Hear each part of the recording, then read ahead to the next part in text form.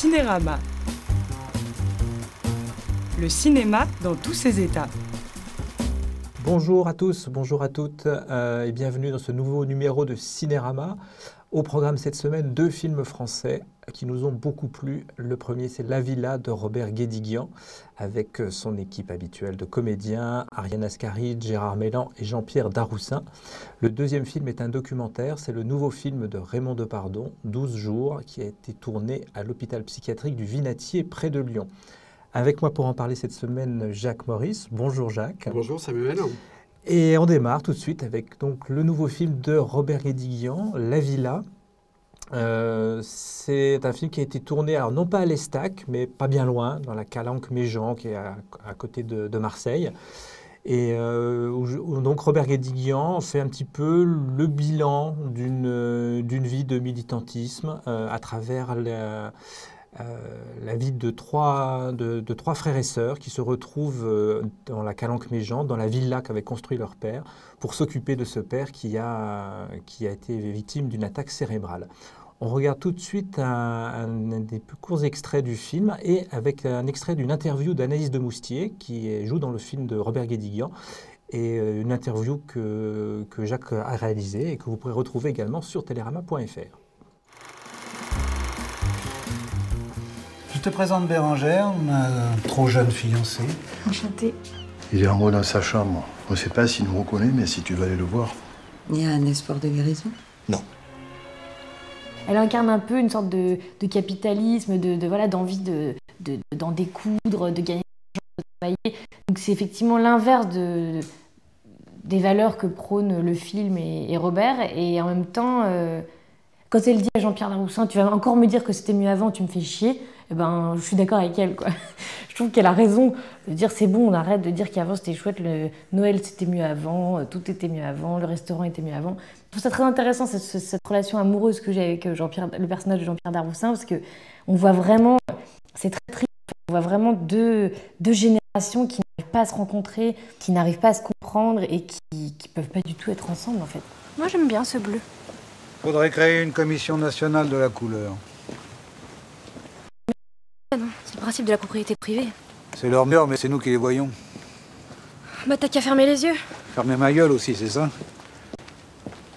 Tu lis dans mes pensées? Alors Jacques, ce nouveau film de Robert Guédiguian, moi j'entends déjà les détracteurs qui vont dire bon d'accord, c'est toujours la même chose, il tourne à Marseille ou à côté, c'est toujours les mêmes acteurs. Est-ce que c'est vraiment un film comme les autres de Guédiguian ou pas? Ah non, moi j'aime toujours les films de Guédiguian, même les mineurs on va dire, mais celui-là je pense vraiment que c'est une œuvre majeure dans sa filmographie. C'est une œuvre que je trouve extrêmement bouleversante, crépusculaire, pleine de nostalgie aussi. Alors je sais que la nostalgie n'a pas forcément bonne presse, qu'elle est souvent et c'est bien dommage. Oui, c'est toujours associé à quelque chose de négatif. Or, je ne crois pas du tout que ça soit forcément quelque chose de négatif. Et là, oui, il y a un peu de nostalgie parce que c'est un film sur un peu le temps fui, le temps qui passe et le temps aussi qui reste. Donc, c'est aussi un film dans lequel le présent est là et il vient frapper à la porte, j'allais dire, de manière urgente via des réfugiés qui sont tapis dans la nature et que les personnages vont essayer de secourir. Mais ce qui est intéressant dans ce film-là, c'est que tu l'as dit, c'est un peu l'heure des bilans. Les 3 personnages, la fratrie, sont des gens qui sont rongés par pas mal de choses assez négatives pour le coup, de fatigue, d'amertume. Et ils sont un peu à la croisée des chemins. Et ce qui est intéressant, c'est qu'il y a aussi d'autres générations qui sont présentes via Anaïs de Moustier, par exemple, via Robinson Stévenin. Et donc, c'est un peu aussi ce face-à-face de générations qui est mis en scène, et qui est mis en scène un peu avec l'œil, et c'est ça que je trouve très intéressant, un peu avec l'œil du vieux con. C'est-à-dire que pour la première fois, je trouve Guédiguian, qui est toujours, qui reste fidèle à ses valeurs, se voit un petit peu en retrait, en tout cas, et un peu sur la touche, parce que les personnages principaux soit ont été licencié, c'est le cas de Daroussin. De Daroussin, soit Meylan tient un restaurant et il est sur le point de mettre la clé sur la porte parce que le restaurant marche très bien. Et on sent, voilà, il y a une sorte de relève qui est assurée et une relève qui est pas du tout, qui est très différente, qui pense différemment, qui est presque un peu... Et qui n'est pas forcément des personnages négatifs. Tu Non, disais, absolument. Effectivement, c'est le regard du vieux con, mais qui a conscience de l'être, quoi. Absolument, Donc, voilà, c'est ça. Et donc, il y a notamment tout ce qui se joue entre Daroussin, donc, qui est avec une trop jeune compagne, c'est comme ça qu'il la présente. Et il n'arrête pas de se plaindre en permanence. Il est un peu grognon, en même temps très drôle, sorte d'humour très noir. Et Anaïs de Mousset ne cesse de lui rappeler, de lui dire, mais écoute, arrête avec c'était mieux avant. Donc voilà. Donc elle le remet à sa juste. Et il y a le personnage de Robinson Stevenin qui apporte une dimension. C'est un peu Tchekhov, quoi. Il y a un côté. Oui, tout le film est tchékovien. Tout le film est tchékovien. On pourrait dire que c'est du Tchekhov méridional. D'ailleurs, il y avait, je crois, une pièce de Tchekhov qui s'appelle Nouvelle Villa, si je ne m'abuse. Il y a cette dimension tchékovienne. Voilà, parce qu'il y a quelque chose aussi qui est de la contemplation, je l'ai dit, mais sur le temps, c'est vraiment une obsession chez Guédiguian. Alors, j'ai parlé de nostalgie, il y a notamment une séquence que je trouve absolument magnifique, un rappel d'un extrait d'un film qu'il a fait en 85 qui s'appelait Kilosa, où on voit Mélan, on voit Daroussin, on voit Ascaride tout jeunes, qui sont dans Daroussin avec plein de cheveux, voilà, ça fait dans un choc. l'insolence de leur jeunesse. Et justement, on pourrait se dire, bah voilà, là c'est vraiment le temps du bel âge, le temps des jours heureux. Et en même temps, je pense que cette nostalgie, elle est chez Guédiguian, elle est même antérieure, elle va même plus loin que ça, parce que dans le fond, même à cette époque-là, il arrivait déjà trop tard. Il y a quelque chose chez Guédiguian, qui est une sorte de fatalité comme ça, de l'utopie gâchée, surtout que le film dont il a repris l'extrait, c'est Kilosa, qui est un de ses films les plus noirs, hein, qui est assez déprimant quand même, mine de rien, malgré le côté enseigné sur une rupture, et cette notion de lien, de rupture, de trahison, de fidélité, voilà, c'est toujours des thèmes qui ont toujours été présents dans le film de Guédiguian et qui, dans celui-là, je trouve, sont portés à un degré vraiment supérieur. Et je trouve vraiment que c'est un des plus beaux films, sans doute, de Guédiguian. Et je suis très heureux parce que c'est un cinéaste que j'aime beaucoup. Voilà. Et celui-là, je trouve vraiment, même pour ceux qui ne sont pas spécialement fans de son cinéma, je pense peuvent retrouver des choses qui leur parleront de manière intime. C'est vrai que cette histoire de fratrie, effectivement, on n'a pas forcément vécu tous les drames qu'ont vécu, notamment le personnage d'Ariane Ascaride, mais c'est vrai qu'effectivement, ça parle vraiment beaucoup. Et alors moi aussi, le film m'a vraiment bouleversé et je trouve qu'il arrive à faire avec pas grand-chose. C'est-à-dire c'est un film qui joue beaucoup sur des symboles qui peuvent paraître évidents et faciles, et en fait, non. On ne va pas trop en dire, mais il y a vraiment une séquence où Ariane Ascaride tire des rideaux et voilà, ça dit énormément de choses. C'est un peu le signe qu'on peut quand même croire en l'avenir et avancer, quoi. C'est vraiment quelque chose de très très beau. Le film fonctionne beaucoup de manière poétique avec des échos. Enfin voilà, et il y a la fin du film joue vraiment clairement sur cette idée d'écho. Oui, c'est absolument. C'est juste. Voilà, et donc c'est vraiment un film qui est très bien construit, très bien écrit. Oui. Et qui est relancé par parce que tu as parlé de symboles, c'est tout à fait exact. Il y a beaucoup de symboles qui sont émaillés partout, et il profite énormément du décor, qui je trouve un décor vraiment magnifique, parce qu'il y a cette calanque, il y a ce petit port, il y a ce restaurant, il y a ces falaises, il y a un viaduc avec des trains qui passent. Et je trouve que tout ça, enfin, il y a des résonances, ça résonne de plein de choses, y compris des choses de la peinture, enfin voilà. Et tu l'as dit, il y a vraiment beaucoup de poésie, et je trouve que l'action est relancée par pas mal d'épisodes qui sont vraiment finement amenés, et qui font que le film, en plus, est, je trouve, captivant de la première à la dernière minute. Voilà. Bon, vous l'avez compris, on vous recommande vivement d'aller voir La Villa de Robert Guédiguian. Le deuxième film que nous vous conseillons cette semaine, c'est le nouveau documentaire de Raymond Depardon, 12 jours.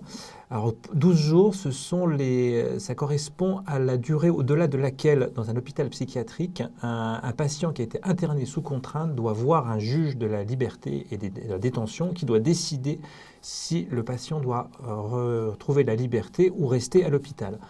Raymond Depardon a passé plusieurs semaines dans l'hôpital psychiatrique du Vinatier, près de Lyon, où il a pu assister à ces audiences en milieu hospitalier Dans le film montre 10 patients dans le cadre de ces audiences. On voit tout de suite un extrait de la bande-annonce.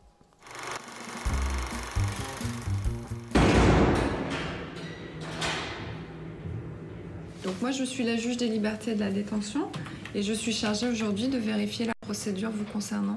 C'est passé au tribunal, je suis jamais passé au tribunal.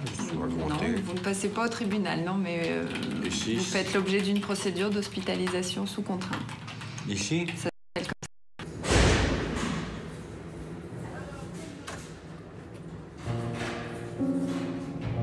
Autour de moi, il y avait 12 personnes, 12. Il faut de nombreuses personnes Oui, non, pour mais, imposer la contention à quelqu'un. 12 personnes autour de moi pour m'attacher. En 2 minutes, j'avais plus de montre, plus rien. Ça, c'était...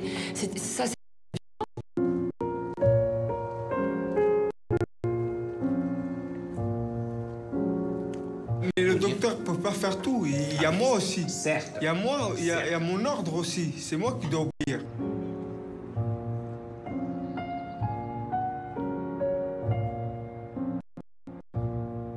Je ne suis pas sûre que la loi me demande de décider si vous pouvez vous... C'est pas mon rôle, hein.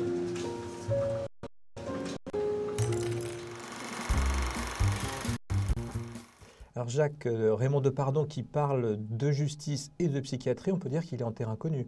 Absolument, c'est deux thèmes qu'il a déjà abordés. En ce qui concerne la psychiatrie, il avait fait son Clémenté et Urgence. Et là, c'est deux thèmes qui se combinent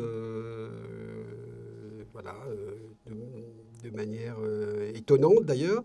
Et donc, il filme des audiences et des face-à-face qui sont vraiment étonnants, qui sont remuants.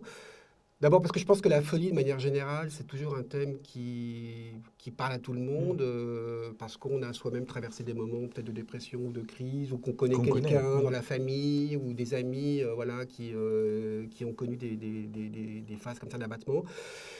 Alors c'est assez dur et remuant, parce que voilà, ce sont des êtres en souffrance, ce sont des montagnes de détresse qu'on voit, et qui s'exprime avec en même temps une lucidité qui est assez incroyable, une lucidité sur leur sort personnel, sur leur état, mais aussi d'une certaine manière aussi sur le monde tel qu'il va aujourd'hui, tel qu'il va mal aujourd'hui. Oui, parce que tous les faits évoqués, il y a du harcèlement au travail, il y a de la violence, il y a de la violence en général, il y a une angoisse du terrorisme, etc. En fait, c'est un petit peu tous les maux qui traversent la société française actuelle qui se retrouvent dans cet espace, en fait. C'est comme l'inconscient de la société française. Absolument. Qui s'exprime. Voilà, c'est le miroir de la société française. Et le miroir aussi de nos vulnérabilités, de notre fragilité, qui est étonnante. Avec, voilà, il y a vraiment une variété de personnes, de sexes, de catégories même sociales. Et d'âge aussi. Et d'âge. Et ce qui est intéressant, c'est de voir que ce dialogue-là, des fois, est basé aussi sur des incompréhensions réciproques, parce que les juges, bon, globalement, moi, je les ai trouvés plutôt bienveillants, ils sont très bienveillants, à l'écoute, posent des bonnes questions, voilà, parce qu'ils doivent à un moment donné évaluer, savoir si la liberté est viable ou pas, donc c'est un peu compliqué, ils se basent sur des rapports de psychiatres. Mais donc dans ces moments de dialogue, il y a aussi des moments comme ça, un peu de théâtre, un peu burlesque, inattendu, des moments presque un peu désopilants aussi. Ah oui, il y a des passages très drôles en fait. Des passages très drôles, c'est vrai, hein. Avec des expressions assez cocasses qui rend la chose vraiment passionnante. Il y a une sorte comme ça aussi de suspense, parce qu'ils jouent un peu leur vie sur un temps concentré. Et en même temps, on les sent quand même heureux de s'exprimer, aussi, je pense, de s'exprimer, de dire des choses à des gens qui sont extérieurs. Un peu extérieurs à l'institution. Tout à fait. Oui, c'est plusieurs fois, parce qu'on se doute bien que pour la plupart d'entre eux, ils ne vont pas être libérés. Et en même temps, c'est vrai, ils sont déjà soulagés d'avoir pu, c'est ce que montre très bien le film. Alors, Depardieu avait déjà filmé la justice au travail, en plus des idées de confrontation au tribunal notamment, et il y a toujours vraiment une vraie humanité dans ces choix de cadrage, parce que là, ils sont vraiment mis à égalité en fait. Hein. Il y a 3 types de cadrage dans le film, il y en a un sur le patient, un sur le juge, et de temps en temps un plan large où on voit également qu'il y a l'avocat qui est là. Mais c'est toujours les mêmes cadrages pour montrer qu'ils sont à peu près au même niveau, même si on sait très bien qu'il y en a un qui décide et l'autre qui subit. Et voilà, ce que je trouve très réussi moi, dans ce film, c'est de maintenir ce parti pris-là. Absolument. Et alors, en exergue du film, il y a une citation de Foucault qui dit « De l'homme à l'homme vrai, le chemin passe par l'homme fou ». Alors, je ne sais pas, il n'est pas question du tout de dire, et il n'y a pas aucune leçon à tirer de ce film sur un état qui serait de la folie qui serait supérieure ou qui serait visionnaire. Ce n'est pas du tout cette question-là. Il n'empêche qu'il y a quelque chose d'un sentiment de vérité sur à la fois la souffrance et comme on l'a dit, sur la société et toutes ces résonances qui est vraiment saisissant. Et dans ce combat qu'il y a à se maintenir à flot, il y a notamment une femme moi, qui m'a vraiment bouleversé parce qu'elle est de tendance suicidaire et elle n'en peut plus. Elle dit « Mais pourquoi vous ne me laissez pas mourir ?» Et donc, il y a comme ça une espèce avec un aplomb et en même temps un mélange de force, c'est-à-dire c'est ça qui est étonnant. Oui, elle est décidée. De décision qu'on voit rarement et qu'on voit rarement filmer avec, cette exigence quand même, cette patience. Cette patience, voilà. Très bien. Donc, vous avez compris, également, on vous recommande le nouveau documentaire de Raymond Depardon, 12 jours. Alors Jacques Derolle, pour la première perle de la semaine, c'est un film à la télé. Quel est-il? Le Parc de Damien Manivelle, qui est son deuxième long métrage, concis, ça dure 1h10. Il avait fait un premier long métrage qui s'appelait Un jeune poète. Et là, je trouve un film très gracieux. C'est une sorte d'épure minimaliste qui se passe dans un parc. C'est une rencontre amoureuse entre un étudiant et une jeune adolescente. Une unité de temps, une unité de lieu. Ça commence dans la journée, puis en fait, ça dure aussi la nuit. Et voilà, donc c'est une sorte de flirt. Enfin, c'est pas une sorte, c'est un flirt, mais qui va se poursuivre la nuit. Je n'en dis pas plus. Mais c'est comme un tableau à la Watteau. Il y a vraiment quelque chose sur la lumière aussi qui décline, et sur le sentiment amoureux, l'approche amoureuse, les gestes amoureux, les caresses. Je trouve le film vraiment... c'est vraiment un modèle presque de magie cinématographique qui donne l'impression de revenir à quelque chose de vraiment cinéma des origines. Enfin, c'est tout à fait, je trouve que c'est un très beau geste cinématographique. Donc ce très beau geste cinématographique est à voir, c'est ce mercredi, ce soir, 29 novembre à 22h10 sur Ciné Plus Club. Et si vous n'avez pas Ciné Plus Club ou si vous n'avez pas le temps de le voir ce soir, le film est disponible également en VOD et en DVD édité par Shellac. Alors moi, je vais te conseiller et vous conseiller une reprise en salle d'un grand classique de la comédie américaine, c'est Chérie, je me sens rajeunir d'Howard Hawks, film de 1952 avec Cary Grant, Ginger Rogers et Marilyn Monroe dans un de ses premiers rôles. Elle est une rôle d'une secrétaire un peu godiche, mais vraiment délicieuse. Alors, Chérie, je me sens rajeunir, c'est l'histoire d'un savant un peu tête en l'air qui met au point un élixir de jouvence dans son laboratoire, qui n'est pas forcément très au point, et il est censé le tester sur une gentille guenon, et en fait la guenon, à la suite d'une manipulation, va donner l'élixir de jouvence au savant et à sa femme, et c'est eux qui vont absorber l'élixir et redevenir très jeunes, alors pas physiquement, mais en tout cas dans leur tête, quoi. Donc le film est vraiment hilarant, et c'est un film assez juste sur son explication de la différence entre être un enfant et être un adulte. Et on se rend compte qu'être un adulte, c'est surtout avoir beaucoup d'inhibitions qui vont être levées par Cary Grant dans une scène vraiment formidable où il se déguise en chef indien et il est prêt à scalper le soupirant de sa femme. C'est vraiment une scène formidable. Donc je vous invite à aller revoir en salle ce joyau de la comédie américaine, Chérie, je me sens rajeunir. À ton tour, Jacques, cette fois-ci, on parle d'un livre. Alors, un coup de cœur à un livre de Yann Dedé. Alors, les cinéphiles connaissent sans doute, c'est un monteur à l'origine. C'est un des rares monteurs dont le nom est à peu près connu. Parce qu'il a travaillé avec Piala, qui a dit beaucoup de bien de lui, ce qui n'arrivait pas souvent à Piala. Absolument. Hein. Voilà, ça a été le monteur de Piala, de Truffaut, de Garrel aussi, de Philippe Garrel.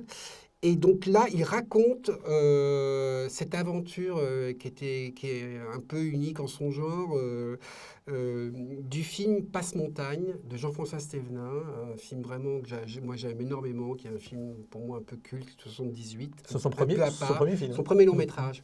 Voilà, alors ils étaient amis déjà même avant le tournage, et alors, il raconte pas que le tournage, il raconte tout ce qu'il y a autour, c'est même la préparation, les rencontres avec les producteurs, parce que ça a été très compliqué de trouver de l'argent.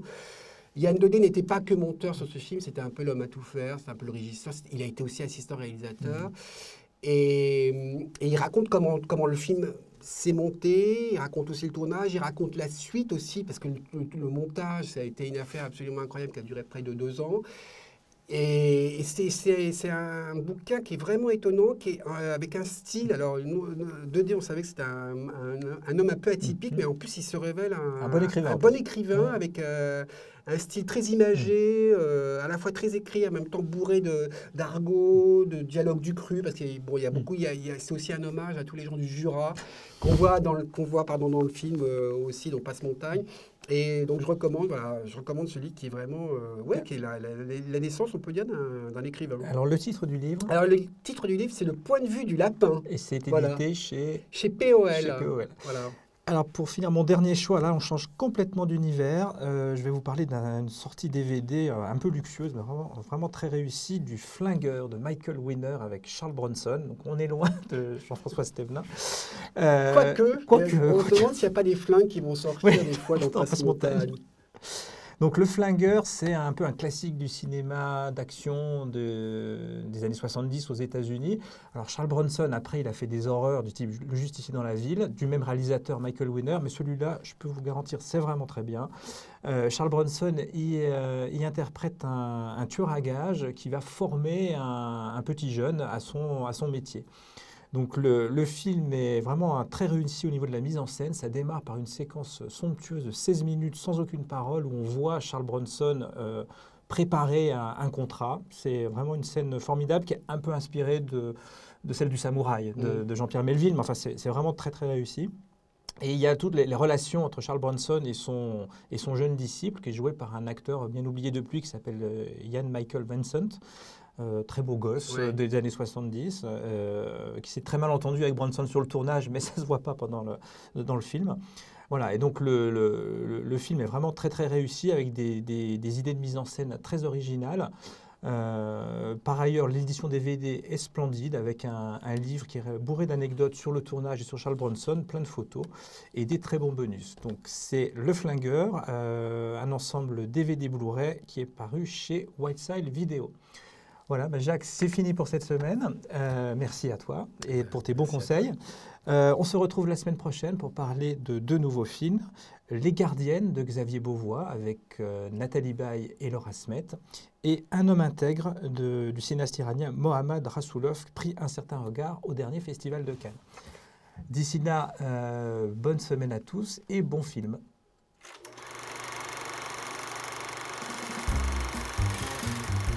Cinérama.